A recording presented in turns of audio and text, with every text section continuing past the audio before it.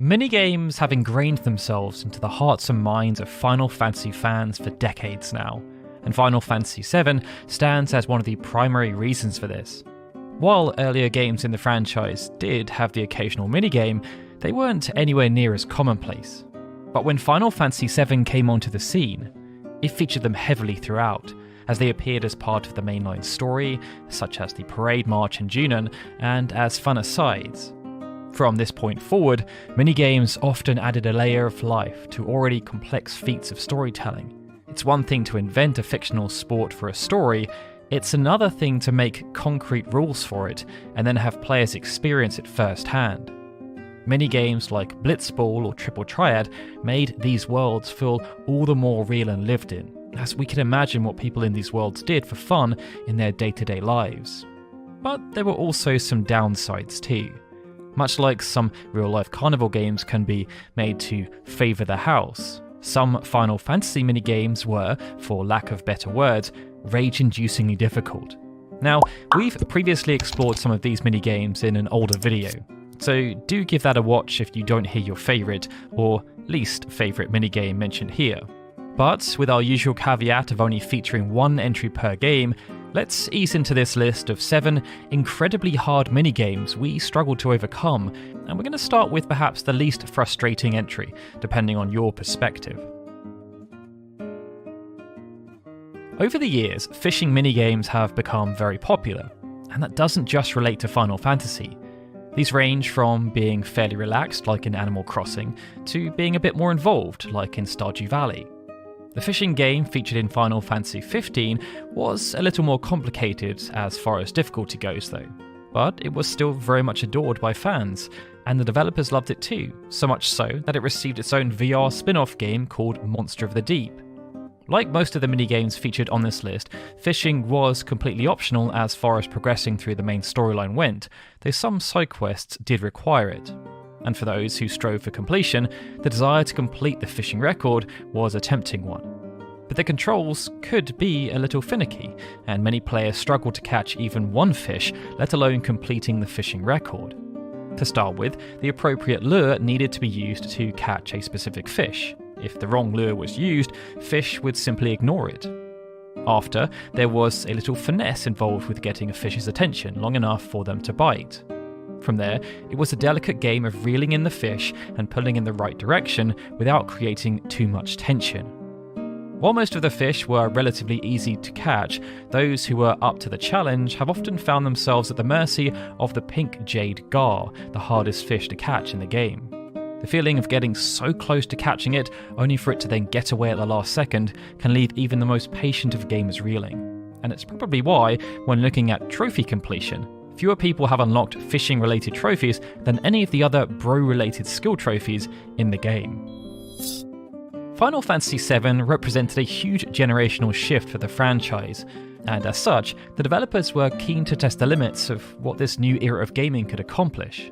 This saw them, amongst other things, create countless minigames, and many of them resided in one of the game's most memorable locations, the Gold Saucer. Designed as an in-world renowned tourist destination, the Gold Saucer was filled with garish lights, loud sounds, and lots of squares, each with its own hidden delights. In this regard, the Wonder Square was a treasure trove, as it housed a considerable number of the game's most notorious minigames. This included the 3D Battler, which has become a source of ire for gamers over the years. For this video, however, we're going to focus on one of the more bizarre minigames, Moghouse. Moghouse was akin to a life simulator that followed a young Moogle named Mog who was on a quest to find a mate. In retrospect, it's not a difficult minigame to beat. The player, when prompted, just needed to feed Mog 5 nuts and wait for him to learn how to fly. The next day, when a female Moogle entered the scene, the player needed to then feed Mog another 3 nuts so he could impress her with his newfound flying skills.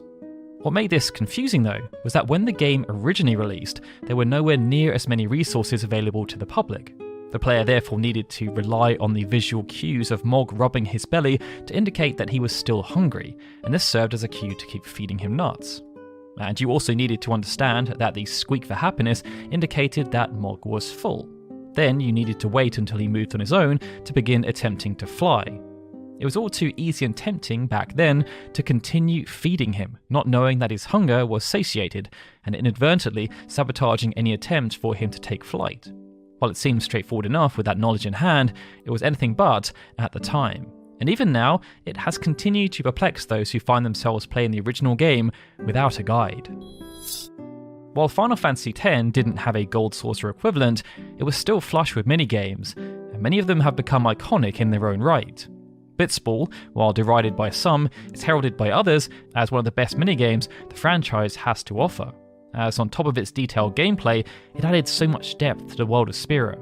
Then there's the infamous Lightning Bolt minigame in the Thunder Plains and the Chocobo Catcher, both of which we've spoken about many times before in various contexts.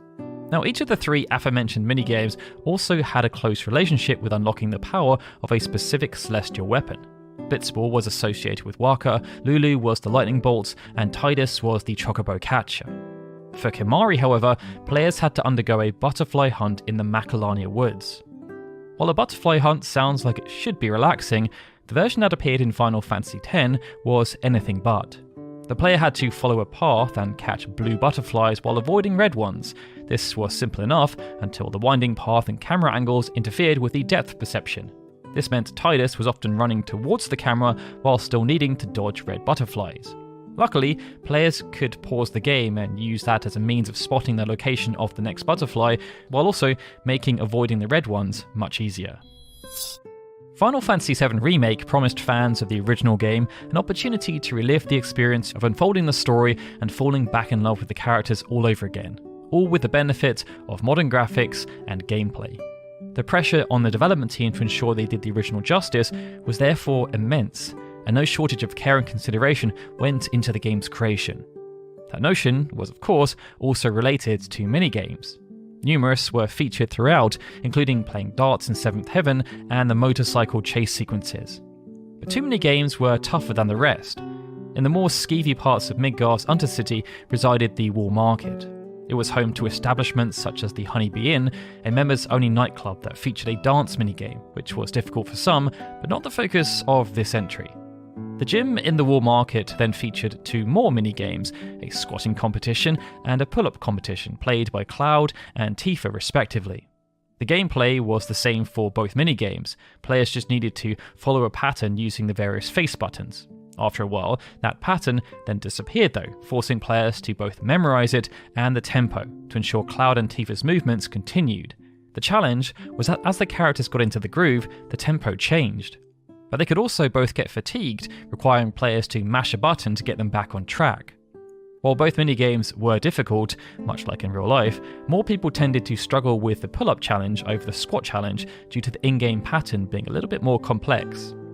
And while both minigames were mandatory, they could be won with relative ease as part of the mainline story. The real workout was then for those who wanted to challenge themselves against Jules, as he did not come to play. By the time Final Fantasy IX was in development, trading card games had started to become big business. Magic the Gathering was in full swing, and such was its success that it even served as a point of inspiration for the creation of Triple Triad in Final Fantasy VIII. Things have, of course, now gone full circle in that regard, as Magic the Gathering has collaborated with Final Fantasy on a gorgeous and expansive set. But after the success of Triple Triad, the developers working on Final Fantasy IX wanted to create something of a spiritual successor. Thus, did they create Tetramaster. The general rules for the game involved placing cards, each with their own stats, on a 4x4 grid. This sounds simple, but the issue most players had with Tetramaster, and why it's often considered one of the hardest minigames in the franchise, was the amount of randomness. All too often, a player could do everything strategically right, but still lose due to random number generation not being in their favour. The other factor related to rewards. Tetramaster wasn't linked to some tough objective or long-winded side quest. Instead, it was all about personal goals for collecting every card and getting better versions, and also just winning a total number of matches. And these objectives weren't straightforward. It meant that while there was a certain appeal to the game, without additional rewards, there was less incentive to keep playing, especially when so many felt they couldn't out-strategy a game that required so much luck. If you did though, then wanting to collect every single card was a tall order. When developing Final Fantasy VII Rebirth, The team opted to build upon what was established in the original game and then in Remake. And one of these surprising additions was a fully fleshed out version of the mildly entertaining piano minigame that in the original game was linked to obtaining Tifa's ultimate limit break. In Rebirth, pianos could be found throughout the world, and with each new discovery came new sheet music that could be learned and then performed. 2 circular indicators appeared on screen to denote the left and right hand. Within these circles were wedges that indicated which notes to play by highlighting them in blue, with a gold bar then drifting out towards the edge to denote timing. It meant playing the piano was a novel take on traditional rhythm games, but it could also be quite hard due to how much concentration was required. And this challenge only grew as more pieces of music were found, as the volume and frequency of notes increased, as well as the tempo and duration of the tracks themselves. Achieving the A rank therefore required both practice and skill, and it was certainly not a minigame that suited everyone's talents. That then brings us onto the final entry in our list, Sphere Break. Final Fantasy X-2 launched 2 years after the original game, and like any good sequel, it expanded on the original through character growth, world building, and of course the introduction of brutal minigames. Blitzball made a return as a management-style simulation game, and the lightning dodging was replaced by the much reviled tower recalibration game. But neither of these compare to Sphere Break, a maths-based strategic puzzle game. And while it may have been a bit more forgiving than the tower recalibration game, it has become notorious for its complexity. The goal of the game was to reach a target number by selecting and combining numbered coins on a grid. In the centre of this grid was a blue core sphere. Surrounding it were 4 gold entry coins, which were brought in by the player, and surrounding those were 12 border coins, which were randomly selected for each game. Each coin had a number ranging from 1 to 9, and the goal was to combine these so that the sums matched multiples of the number in the core sphere. For example, if the number in the core sphere was 3, then the sum of any selected coins had to be 3, 6, or 9, and so on. To make matters more complicated, a certain number of border coins needed to be used within a set number of rounds, and should the player fail to use the appropriate number of coins per round, they would fail the game. And of course, it was also on a timer, in case doing a series of maths problems wasn't stress-inducing enough. That then made everything quite hectic, and beating some of the game's harder foes was no joke. With that though, they were 7 mini-games that often proved a pretty difficult challenge to overcome. Please share in the comments below which of these you found particularly grating, and if you enjoyed this video, feel free to hit that like button and subscribe for more. Alright everyone, with that, this is Daryl signing out. As always, I'd like to give a big thank you to all of our Patreon and YouTube membership supporters, especially Benjamin Snow, Chris M. Walker, Christopher Gardner, Clever Chavez, EXP Required on YouTube, Gregory and Stephen, who are super special Onion Knight supporters, and of course, a big thank you to everyone for watching this video. I'll see you all again soon for more Final Fantasy goodness.